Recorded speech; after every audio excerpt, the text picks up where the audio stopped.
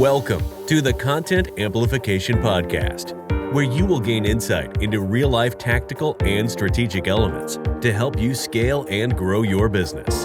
Now, let's get started with today's episode. Hi, and welcome to episode number 6. That's right, 006 of the Content Amplification Podcast. As always, I'm your host, Sean Wynot, and this is an episode that is very timely at the time of recording this. Currently, it is the 23rd of December. That's right, 2 more days, and Mr. Ho-Ho is here, and all the kids are happy. Well, I'm happy too, But that's not the reason why this is timely. This is timely because we are in the last less than 2 weeks until 2020. And what I want to talk to you about is the idea of content calendars or editorial calendars. Now, if you get into a large company like a magazine or a news generating company, editorial calendars and content calendars are two different things. But as you, as a professional, as a small business owner, as an individual who's growing their business, you don't need to get hung up on what is the difference between the two, because I don't feel that it matters. I've seen success in somebody creating a calendar or a calendar method to plan out their content in a way that doesn't need to be one or the other. And what do I mean by that? Well, I'm going to get to that here right now. The idea, the concept of a calendar, when it relates to the content in which you're creating, serves two purposes in my mind. First, accountability. If you take the time to plan out and say, hey, I'm going to create this piece of content on this date or release it by this date, you are committing to doing that. Now, if you don't do it, you're following through on that commitment, that self-commitment to yourself. If you've got a team, you're following through on that commitment to them. But most importantly, you're failing your audience. So writing it down, planning it out is going to give you that accountability. The second part is it allows you to plan out and stage content that is relevant to current dates, current trends, current times of the year, and also an order in which it makes sense to your audience. Let's dive a bit deeper in that one, because I feel that one there is most important to you. Now, when I'm coaching people on creating a content calendar and they've never done it before, the easiest way I do it is go get one of those calendars. You get them at the grocery store, or people give them away, accountants give them away. Heck, you probably even have them for promotional items, right? They've got the different pictures each month, but it's just a calendar you can write on. Now, what I want you to do is take that calendar and go through and highlight all the major holidays in which your ideal audience would celebrate. Things like Christmas, Thanksgiving, New Year's, Valentine's Day, all those holidays. And there might be specific holidays that your audience is celebrating that mine may not. For example, if you have clients in both Canada and the US, they both celebrate Thanksgiving, but they fall on different dates. So depending on your calendar, you might have to look at what date the other country's holidays fall on, because you don't want to miss out on that. So that's the first thing. The next thing is you want to identify what industry events might your ideal client be attending. So if you're in the financial services space, there's a month, and I believe it was November, that was Financial Literacy Month. At least here in Canada it was. So it's a big month, right? So if you're in that financial space and you're working with clients where you're educating them on finances and debt reduction, Financial Literacy Month is a great month to piggyback your content on. If you're dealing with businesses, you've got Small Business Week or Small Business Month in some places.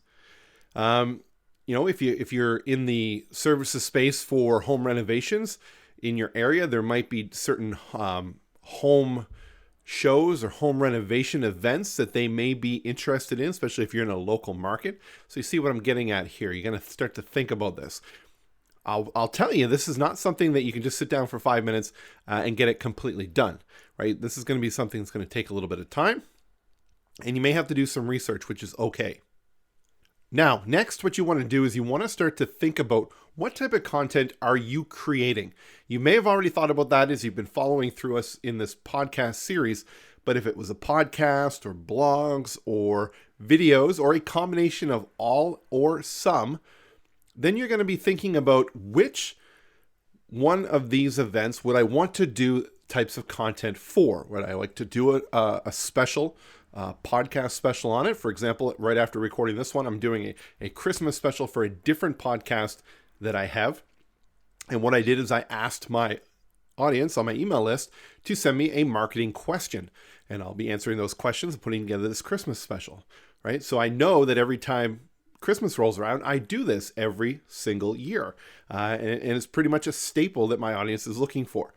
So thinking about that, what types of content are you going to be doing? Once you know that, you should know that by now, now you need to start to think about what are all those different types of topics you want to create content for. Remember when we were talking a couple episodes back about thinking about all the pains, the problems, mistakes, or issues that your audience is making? Those are going to be your topics. So now you're going to start to write those into your calendar. Start to commit to it. So if you're going to be releasing a blog every week or every month or every 2 weeks, then you know in your calendar every 2 weeks you need to slot in a topic there. So you're going to go and you're going to start to write them out. Keeping in mind that you may change these as you go through. And if your calendar ends up having scratched out spots and rewritten over, that means that you're actually going through the thought process of planning this out. Now, if you've got a lot of wall space in your office, one thing that I find really works well is that if you got one of those desktop calendars, you know, at the office supply store, the ones that usually lay on your desk, they're pretty big in the squares and you get them in paper format. You could lay out the next 3 months on the wall, and Post-it notes are a perfect size to fit in there. So you can write those topics on the Post-it notes and stick them on the different dates. And then if you need to rearrange them, you can just pull them off and replace them on there. It's a little inside tip and something that works really well for those people who have large wall space to be able to plan this out. Now, once you start to plan out this content as to when it's going to be released, now these are the published dates, right? These are the dates in which your content goes live to your audience. So it's the date in which your blog gets published, your podcast or episode gets re-released out to the audience, your video gets uploaded. That's the date in which those sit on the calendar. Now you need to figure out how much lead time do you need to create that content. For example, if you're going to be doing a podcast, like for example, we record these the exact same day that we publish them because we're fairly fast at editing them, getting them into the show template, and putting them out. So it's okay if my date for this content of the podcast is on the same day that I'm releasing it, because I know when I come in, I'm recording it and I'm putting it out. Now, in a case of a blog or a video, maybe you need to get a videographer to come in with your blog. You need to write it, you need to proof it, you need to find some images. Maybe you got your team that's going to review it. So you may need some different lead time for your blog. So you're going to have to make accountabilities for that. And what I'd even recommend is go with 2 different colored either pens or Post-it notes, one referencing the release date and one referencing the start of production time. And that's the simplest form to do this. You don't need to go into hyper detail in this calendar as to who's doing what and when. As you start to get more involved in this and you bring on more team members, maybe you need to go a step further with that. But if you're doing your own content, what I found that works really well, it works really well for me, is to know that this is the launch date of that content and this is the date when I need to start working on it. So you can start to plan that out in your system. Your ideal goal with this, if there were no limitations, is to have an entire year planned out. That's not to say that things can't shift around if certain things come up. If there's certain problems that arise, so for example, right now you're thinking 12 months ahead in your industry as to what the current situation is. Now, 6 months down the road, there's something that comes up, a new technology, a new problem, or whatever it is, or the society changes, there's a different need. You can't be like, okay, well, my calendar is already set. I'm not going to talk about this. It's okay to cut it in, right? Just think about the TV networks. They have their schedules set out, but when breaking news happens, they interrupt what's happening in their schedule to bring it to them, right? So you can go ahead and do that and bump some content. Pull one out, move it ahead, or shift everything forward. It's okay to do that. So let's just recap what we were talking about with a content calendar. Think about what's happening, what holidays, what's happening in your industry, and then start to intersperse different topics that are going to relate to those. So your main pain points that you listed out in the previous episodes that you're going to be creating content for, those can go in either different dates that aren't around those holidays or industry events just to fill in that content and provide value.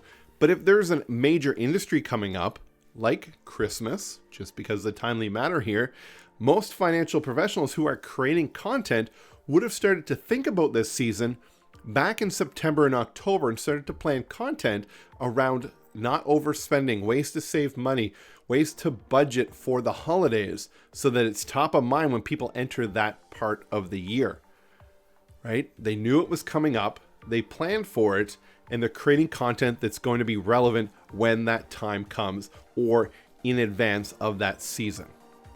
So that's my goal for you today.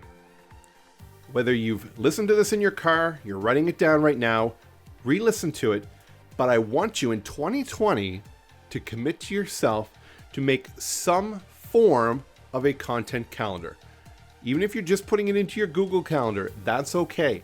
But commit to what type of content you're going to put out, when are you going to be putting it out, and actually stick to it and do it. It's that consistent, repetitive action that is going to build loyalty, it's going to build traction, it's going to grow your subscribers, your fan base, your followers, and ultimately grow your business.